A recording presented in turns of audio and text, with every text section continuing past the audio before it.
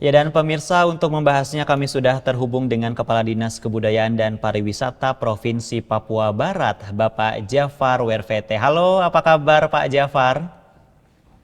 Alhamdulillah kabar baik Iya, Bapak di apa Papua. yang sebenarnya membuat kebudayaan Papua Barat ini memiliki nilai yang kuat sebagai daya tarik pariwisata bukan hanya sebagai warisan budaya, Pak? Saya kira hal yang pertama yang paling membuat kebudayaan Papua Barat itu kuat itu adalah bahwa budaya Papua Barat itu adalah kebudayaan yang masih hidup ya. Jadi dia bukan kebudayaan yang dipertunjukkan atau dipertontonkan dalam seni pertunjukan atau dia adalah bukan kebudayaan yang hanya bisa dilihat di museum, tetapi dia adalah kebudayaan yang masih hidup dan bisa dialami oleh siapa saja yang berkunjung ke Papua Barat. Keunikan kita adalah bahwa masyarakat Papua Barat itu adalah masyarakat yang begitu toleran, masyarakat yang begitu terbuka dengan siapa saja, karena sudah sejak ratusan tahun yang lalu masyarakat Papua Barat itu sudah membangun hubungan lintas suku dengan berbagai suku bangsa yang lain di luar Papua, sehingga itu yang membuat kebudayaan Papua Barat dan masyarakat Papua Barat itu berbeda dengan masyarakat yang lain. Ya, lalu bagaimana Pak strategi Dinas Pariwisata Papua Barat dalam menjaga agar pengembangan pariwisata ini tetap selaras dengan nilai-nilai dan kearifan lokal masyarakat? Saya kira yang pertama adalah bahwa pengembangan pariwisata itu harus dilandaskan atau berbasiskan kepada pengembangan berbasis masyarakat ya. Karena itu upaya yang sedang kita dorong ini adalah pembangunan ekowisata yang berbasis masyarakat. Karena dengan melakukan pembangunan yang berbasis masyarakat itu kita akan menghormati nilai-nilai budaya dan kearifan lokal di masyarakat, termasuk menghormati para pemimpin-pemimpin adat yang ada di dalam masyarakat lokal. Dan juga memberikan manfaat yang sebesar-besarnya bagi masyarakat lokal itu sendiri. Dengan demikian, uh, kita akan melakukan pembangunan pariwisata yang selaras dengan nilai-nilai lokal. Karena itu pendekatan yang kita lakukan adalah pengembangan ekowisata. Karena ekowisata itu dia akan concern pada tiga hal utama, yaitu concern terhadap pelestarian alam, dia juga concern terhadap pelestarian budaya dan kearifan lokal masyarakat, dan juga memberikan keberpihakan terhadap kesejahteraan masyarakat lokal. Ya Pak Jafar, seperti yang diketahui oleh masyarakat luas, Papua Barat ini memiliki kekayaan alam dan budaya yang sangat beragam. Menurut Bapak sendiri, potensi mana yang masih belum tergali secara maksimal dan perlu menjadi prioritas pemerintah, Pak? Saya kira yang selama ini kita kembangkan atau yang diketahui oleh banyak orang dan juga menjadi concern pemerintah itu adalah wisata bahari kita ya. Setelah kita nggak punya Raja Ampat lagi, sebenarnya kita masih punya beberapa Teluk Cendrawasih dan lain-lain. Tetapi yang belum kita lakukan dan memiliki kekuatan besar itu adalah wisata budaya kita. Jadi wisata yang berbasis darat dengan kebudayaan kita yang lebih dari 20 kebudayaan di Papua Barat. Misalnya kebudayaan Arpa, kemudian kebudayaan masyarakat di Teluk Bintuni yang terdiri dari 7 suku, kemudian di Fakfak, Kaimana, Mansel, dan selanjutnya. Jadi sebetulnya yang belum kita lakukan itu adalah bagaimana mengembangkan budaya itu sebagai kekuatan pembeda yang membedakan kita dengan destinasi lain. Karena kalau kita bicara uh, pariwisata berbasis alam itu sebenarnya 11-12, di mana-mana kita memiliki pantai, tempat lain juga memiliki pantai dan underwater yang bersama. Tetapi yang akan menjadi penguat pembeda adalah wisata budaya itu sendiri. Saya kira kita punya kekuatan. Dan selama ini kita belum kembangkan wisata darat ya. Karena kita juga memiliki potensi geopark untuk mengembangkan wisata geopark di Gunungan Arpa, kemudian di Fakfak, kemudian juga di mana. Jadi itu yang sebetulnya belum kita lakukan. Kemudian kita juga memiliki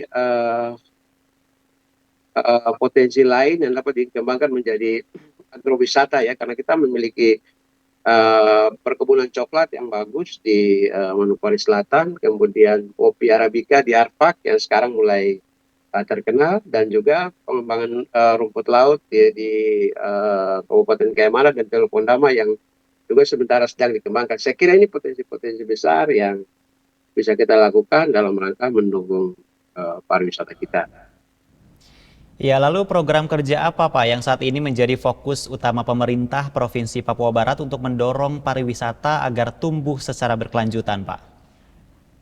Saya kira upaya kita sekarang kita lakukan itu salah. Yang pertama adalah kita melakukan upaya pengembangan pariwisata yang berkelanjutan. Itu yang menjadi tumpuan kita. Karena uh, bagaimanapun juga pariwisata itu akan tergantung pada kebudayaan dan alam itu sendiri. Karena itu upaya yang kita lakukan sekarang adalah bagaimana membangun pariwisata itu menjadi pariwisata yang berkelanjutan, ramah terhadap lingkungan dan juga ramah terhadap lokal.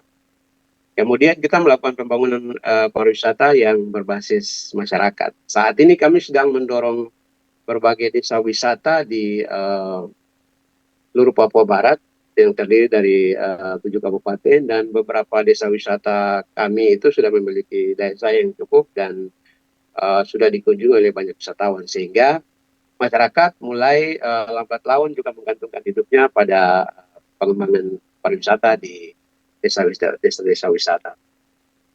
Saya kira yang kita lakukan juga adalah pengembangan pariwisata yang berlandaskan pada nilai-nilai lokal kita, pada kekuatan-kekuatan lokal kita dengan wawasan global ya. Jadi kita mengidentifikasi kebutuhan pasar wisata kita di internasional, lalu kemudian kita mengembangkan itu dengan berbasis pada nilai-nilai lokal di Papua Barat.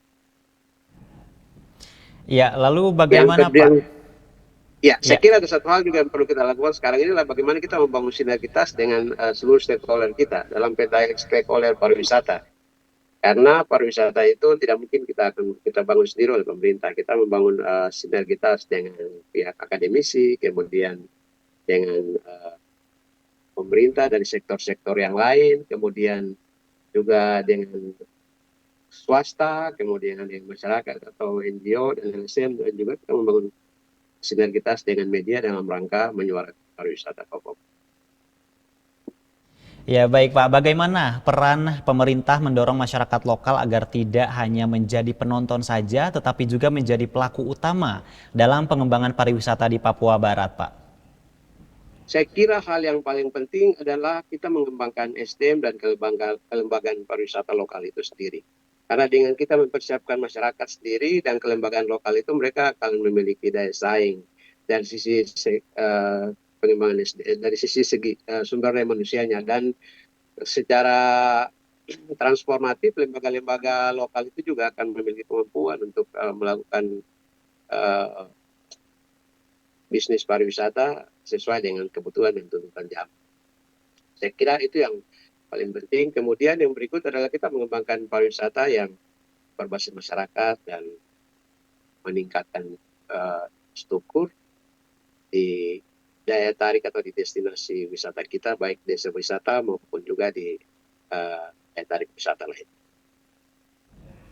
Ya, dalam konteks pengembangan destinasi wisata, seberapa penting kolaborasi antara pemerintah, masyarakat adat, pelaku usaha, dan komunitas lokal menurut Bapak, Pak?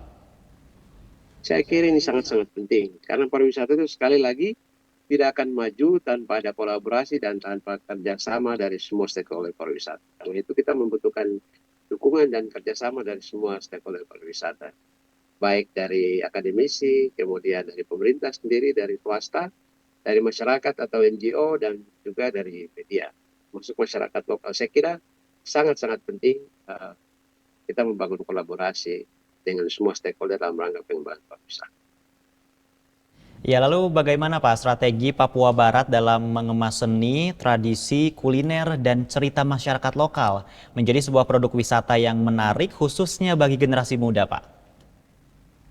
Saya kira yang paling penting itu harus kita memberikan kesempatan kepada generasi muda. Yang pertama itu pariwisata kita itu harus memiliki nilai yang edukatif ya. Dengan demikian itu bisa akan menarik generasi muda. Jadi mereka tidak hanya berwisata tetapi juga mereka belajar uh, bagaimana nilai-nilai kebudayaan kita itu dikemas dan hidup dalam masyarakat kita uh, sehari-hari. Misalnya mereka akan terlibat untuk uh, belajar tentang nilai budaya lokal itu. Yang kedua itu memang pariwisata kita harus dibuat seestetik mungkin ya. Jadi kita perlu melakukan dokumentasi dan juga membuat produk-produk wisata kita itu dapat di secara digital ya debut secara digital sehingga dapat dilihat atau dinikmati oleh siapa saja. Kemudian satu hal yang penting juga bahwa di daya tarik wisata kita atau destinasi kita itu juga perlu meningkatkan infrastruktur, terutama dalam rangka mewujudkan destinasi yang Instagramable, karena kita tahu bahwa generasi muda kita sekarang, apalagi Gen Z kita sekarang ini adalah menyukai semua hal yang berkaitan dengan jadi kalau destinasi itu destinasi Instagramable sangat diminati oleh generasi muda kita. Saya kira hal yang paling penting adalah bagaimana kita melakukan jadi edukatif, estetik, dan juga engaging. Bagaimana kita melibatkan mereka. Mereka bisa ikut bersama-sama di dalam pariwisata itu sendiri, baik sebagai pelaku maupun juga sebagai penikmat pariwisata itu. Mereka bisa ikut menjadi pelaku pariwisata, mereka bisa ikut membeli jasa pariwisata, dan juga mereka bisa berbagi produk-produk pariwisata kita. Ya, dari pandangan Bapak sendiri apa sebenarnya yang perlu dibenahi agar citra Papua Barat ini sebagai destinasi wisata semakin kuat dan mampu bersaing dengan destinasi lain di Indonesia, Pak? Saya kira yang paling pertama itu adalah konektivitas, terutama konektivitas akses uh, ke Papua Barat dan juga ke destinasi kita di Papua Barat. Yang pertama, sekarang ini kita agak sedikit tiket pesawat kita datang ke Manokwari itu masih cukup mahal, kata sampai sekarang kita belum ada penerbangan langsung dari Jakarta maupun dari Pasar itu ke Manokwari. Karena itu penerbangan kita itu masih penerbangan transit sehingga masih menimbulkan biaya yang cukup tinggi. Yang berikut adalah bahwa akses kita dari Manokwari sendiri sebagai pintu masuk pariwisata Papua Barat itu juga ke beberapa destinasi kita di kabupaten kota di Papua Barat itu juga masih sangat rendah dan karena itu masih menimbulkan biaya yang tinggi. Jadi saya kira konektivitas itu adalah merupakan satu hal yang untuk akses ya. Yang berikut adalah pengembangan infrastruktur. Kita membutuhkan dukungan pengembangan infrastruktur yang memadai di destinasi-destinasi kita dalam rangka memberikan pelayanan yang prima kepada wisatawan yang berkunjung ke Papua Barat. Satu hal yang penting juga adalah bagaimana kita konsistensi dalam membranding pariwisata Papua Barat itu sendiri. Kita melakukan promosi tidak bisa dilakukan sendiri-sendiri oleh Papua Barat, tetapi kita akan bersama-sama dengan kabupaten kota di Papua Barat untuk melakukan promosi secara bersama-sama, bahkan juga bekerjasama dengan Kementerian Pariwisata dalam rangka promosi dan peningkatan citra positif dari pariwisata Papua Barat itu sendiri. Hal yang paling penting juga adalah peningkatan kualitas SDM dan kelembagaan pariwisata di Papua Barat. Sehingga Papua Barat itu akan memiliki daya saing pariwisata yang tinggi. Ya, saat ini pemanfaatan teknologi dan media sosial juga sangat penting, Pak, dalam promosi pariwisata. Lalu program seperti apa yang disiapkan pemerintah untuk memperkuat promosi digital pariwisata Papua Barat, Pak?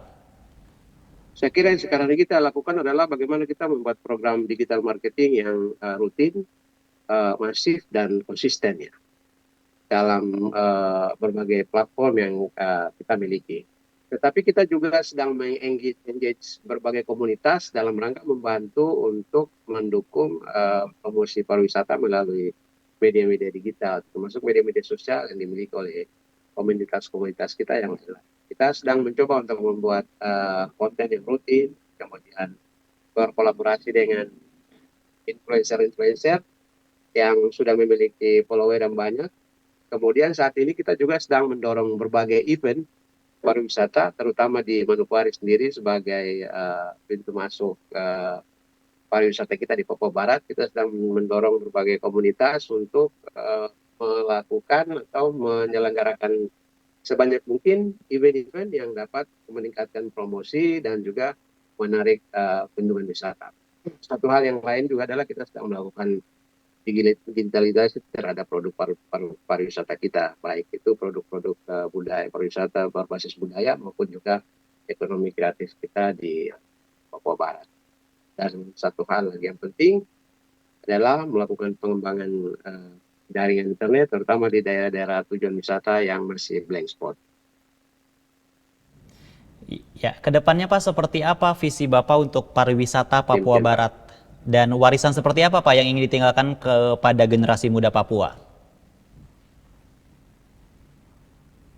saya kira visi saya itu bagaimana suatu saat itu saya bermimpi orang-orang Papua kan mereka akan menjadi pelaku utama dalam pengembangan pariwisata di Papua Barat. Mereka tidak hanya menjadi penonton, tapi mereka menjadi pelaku utama dari kemajuan pariwisata di Papua Barat itu sendiri dengan tetap berlandaskan pada nilai-nilai adat istiadat dan nilai budaya pada masyarakat Papua Barat yang menghargai toleransi, menghargai keadilan, dan juga kebersamaan sebagai jati diri masyarakat kita di Papua Barat. Dan satu hal lagi, visi saya atau mimpi saya ke depan itu adalah saya bisa membuat atau meninggalkan arsip budaya Papua Barat yang lengkap, yang bisa dimanfaatkan oleh generasi saat ini maupun generasi akan datang. Ya, jadi meninggalkan arsip budaya dan kita melakukan digitalisasi kebudayaan Papua Barat itu sehingga dapat menjadi arsip yang baik, bisa dimanfaatkan dan juga diwariskan kepada generasi. Saya kira itu saja. Ya baik, terima kasih banyak Pak Jafar untuk waktu dan diskusinya di Prime Report kali ini. Semoga pariwisata di Papua Barat semakin maju Pak. Sukses dan sehat selalu Pak Jafar. Terima kasih, terima kasih, terima kasih. Ya pemirsa, demikian Tourism Inside. Prime Report akan segera kembali dengan berita penting lainnya. Tetaplah bersama kami.